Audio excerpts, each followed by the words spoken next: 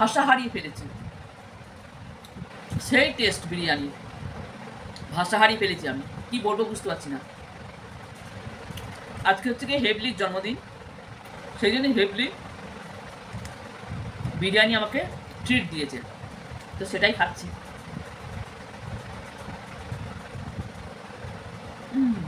এটা অপূর্ব অপূর্ব স্বাদ। থ্যাংক ইউ হেবলি, থ্যাংক ইউ সো মাচ বার্থডেতে আমাকে এত সুন্দর একটা ট্রিট দেওয়ার জন্য।